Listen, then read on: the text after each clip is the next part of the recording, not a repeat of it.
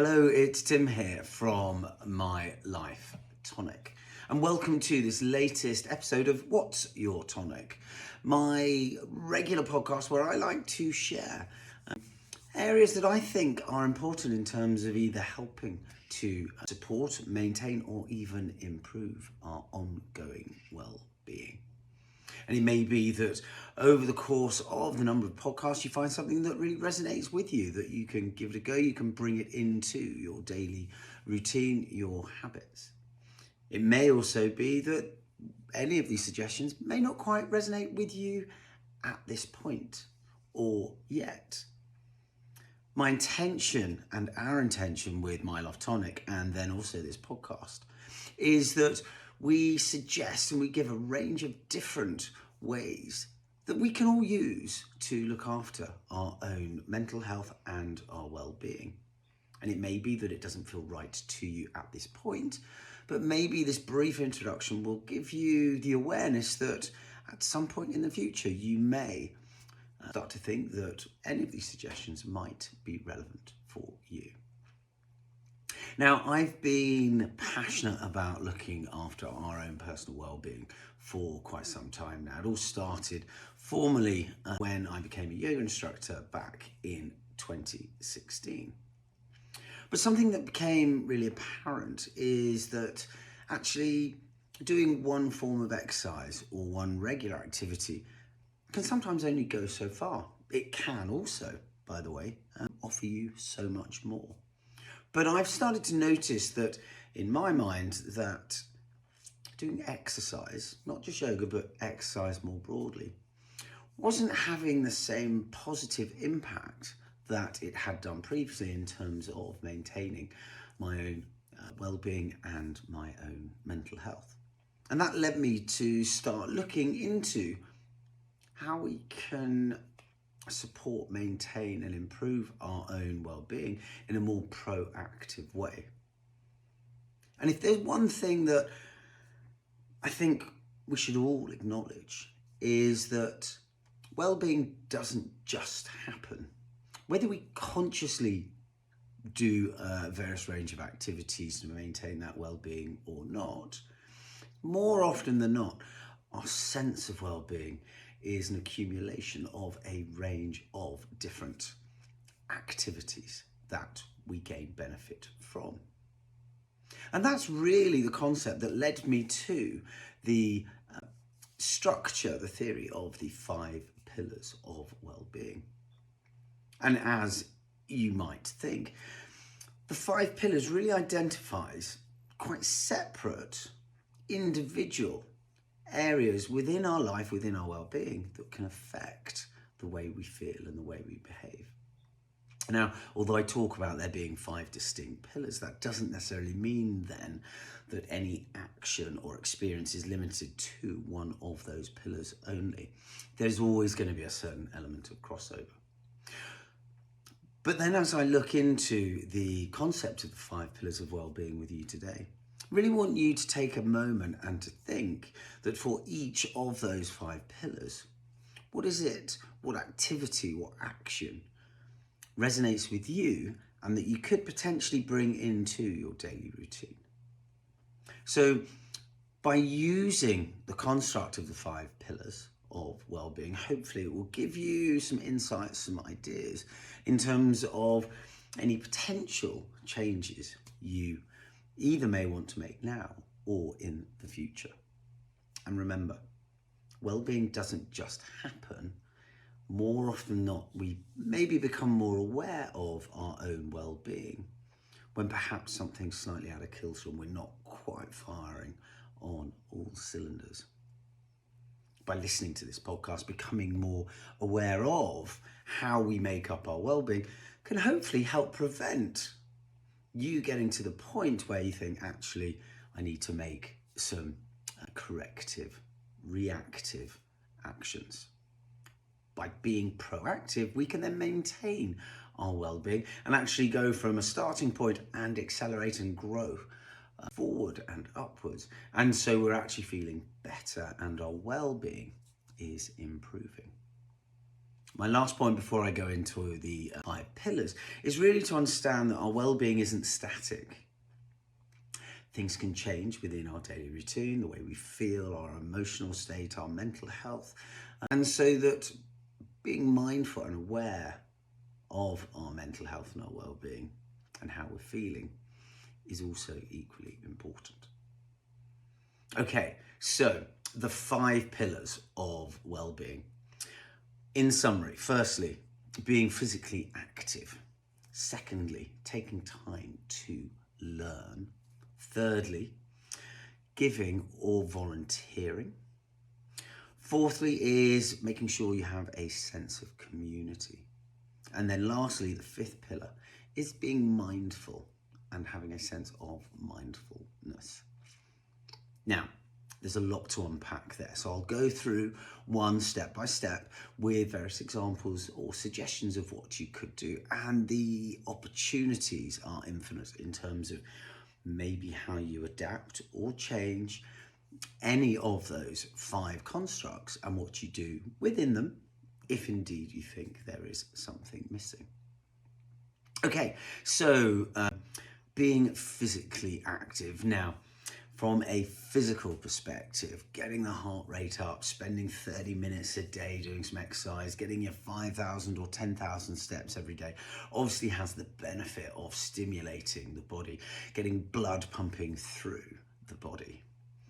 But it also has the benefits of giving ourselves potentially time to switch off, to think of things that are maybe going on with your life and taking yourself out of the normal environment and then giving you maybe a different perspective. And I've often found that sometimes spending time either running or swimming or even within the yoga, although we should be switching off, our minds are allowed to wander, it's only natural. That actually by taking myself away, it can then give me just a different perspective. I've almost broken that chain of thought that I have in the everyday life. And also then by being physically active, it gives us maybe the opportunity to meet people of a similar mindset, of similar interests. Now, apologies if I skit around a little bit here, but by meeting people and spending time with people, doing things that you enjoy, you're really going to show your best self, your real self. And that is a starting point for the creation of a sense of community. From a personal perspective, I certainly have to say that it worked for me, and I'm not saying you join clubs, be active for this purpose, but I had the opportunity of joining a tri club back in 2000. And as a real sliding doors moment, I emailed 2 tri clubs, one of which replied and the other didn't. And at that tri club back in 2000, I then met my wife Shannon doing triathlon. So we were doing things that we enjoyed. We created and had a sense of community whilst doing those activities. And I do think there's also a certain amount of serendipity, because randomly she had also written to the same 2 tri clubs in London, one of which replied and the other didn't. And without that sliding door moment, who knows where either of us or both of us would be right now. So there is real benefit not only to doing the exercise, but then creating or finding that sense of community of people who have similar interests. The second pillar that I outlined was that of learning. Now, particularly when I was younger, left university, maybe the thought of continued learning was a bit of a challenge, not something that I relished. But that's also partly the reframing that I've talked about in previous episodes, also partly the expectations that learning required an exam at the end, a test. Actually, by enabling and continuing our own learning experience can help reset our neural pathways. And learning doesn't need to have an exam. It can also, and it should also, be for fun. And remember, if we're enjoying something and it's fun, although still challenging, we're more likely to stick at it. And there's a range of different things that we can all do in terms of learning. Could be from learning new languages, learning new skills, new hobbies. It could also be reading different books that give us a different perspective that can also be thought-provoking. There's also the opportunity to keep learning by challenging ourselves, putting ourselves in different and new environments, whether that be through travel, whether that be doing new things at work. We're learning, we're meeting different people from different backgrounds, from different experiences, different perspectives, all of which can be an opportunity for us to stop and learn and to think, maybe even reflect on our own views, our own actions. And in that point then, talking about a certain element of reflection, that will jump down to being mindful or being or following a sense of mindfulness in our daily routine.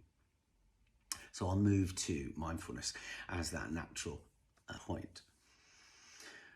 So when we often think about mindful activities, there's breath work, there's meditation, there's switching off. There could be just some quiet downtime, and you might have that through faith groups or just going for a walk in the woods or in your local environment. Maybe not listening to a podcast or any music, but just taking in what's around you, taking in the views, the sounds, looking at the weather, what is there.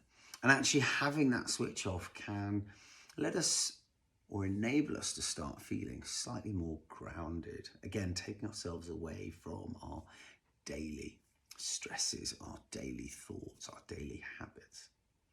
And I talked about maybe going for a walk, for example. Again, spending time outside takes us back to that sense of just getting active, being active rather than staying seated. And even having taken that short time out, whether it's a commute to work, walking a little bit further or at lunchtime, we can then also just get that exercise, but also take in the people, the environment around us.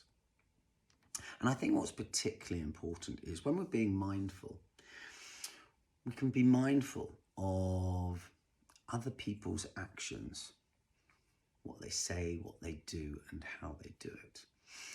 And by observing and watching, we can then start to maybe appreciate or try and at least understand why people are behaving in such a way. And actually, as we take a step back from that daily routine, we can then have a different perspective.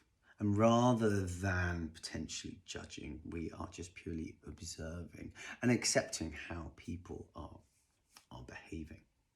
So I think the mindfulness is as much about being aware of our own thoughts, our own actions, and what we're doing, as well as being mindful and aware of other people's actions, and then taking stock of both and how then we can react to that situation.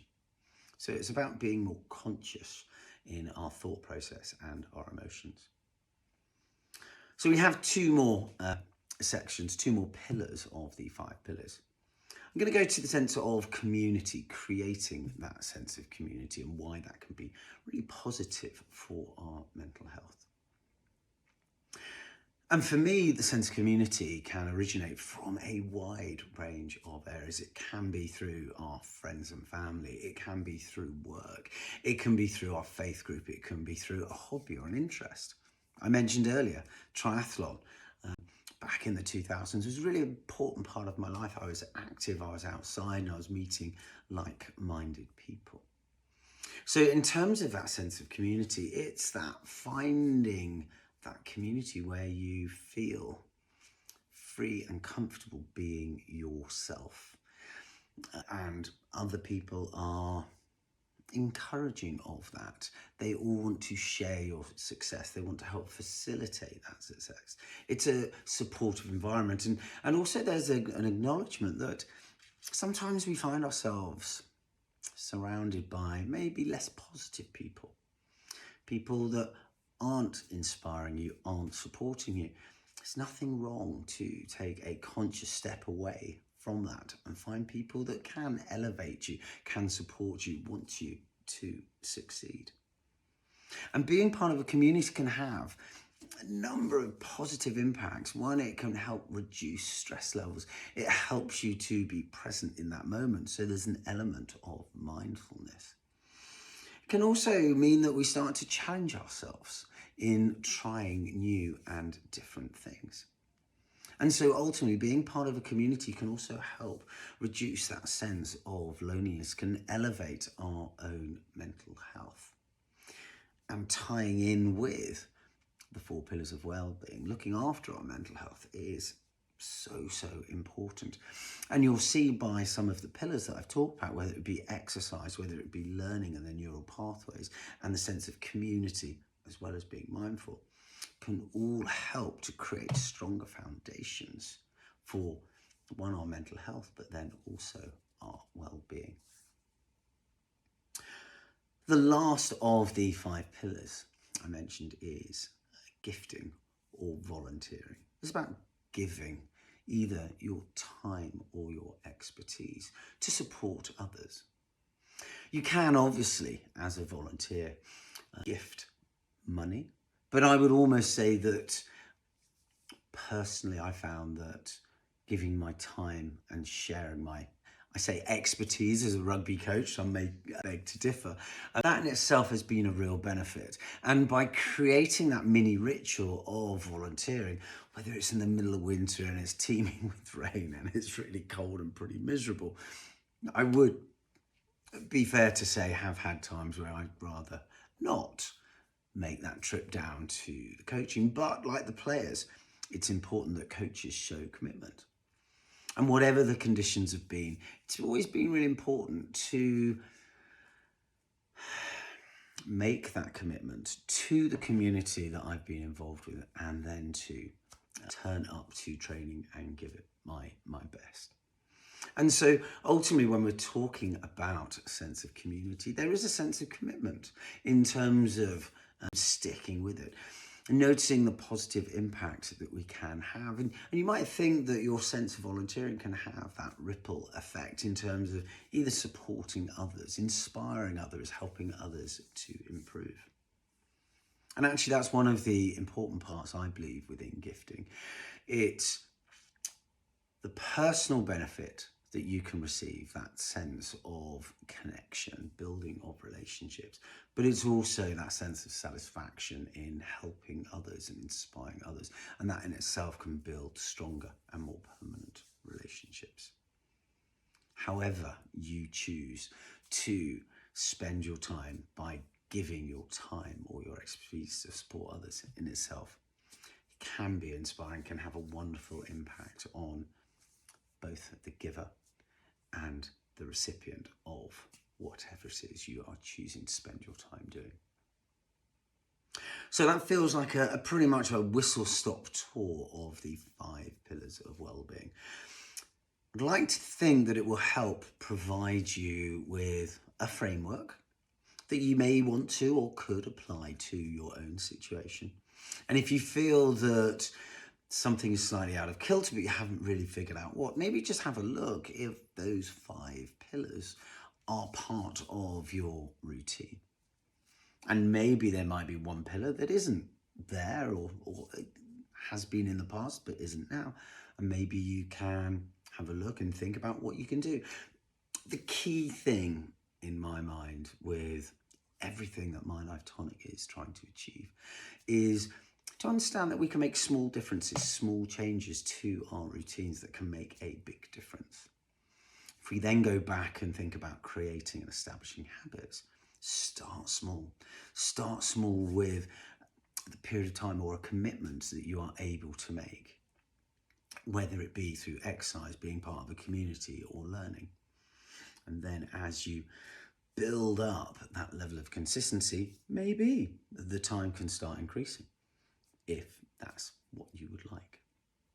So within My Life Tonic, we offer a range of different forms of exercise, whether it be yoga, it could be HIIT, it could be tone-up activities, as well as mindful activities such as breathing, such as meditation. In terms of having a sense of community, There are, of course, online communities, and we love supporting and interacting with those people that are involved in, and want to be part of the My Life Tonic community. Take a few moments after this podcast, maybe just reflect on how your well-being feels right now, whether you are in a positive space, whether you feel there's something missing. Take a moment to reflect on the 5 pillars, whether you're physically active, whether you're actively learning something. Are you gifting or volunteering? Do you have a sense of community, a connection with others? And then lastly, are you actively being mindful or practicing mindfulness in and throughout your day?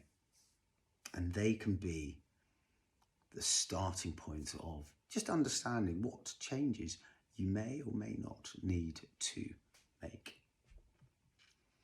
Well-being, as you've probably guessed by now, is quite an important part of my life, but it's also My Life Tonic's perspective and how we aim to support people.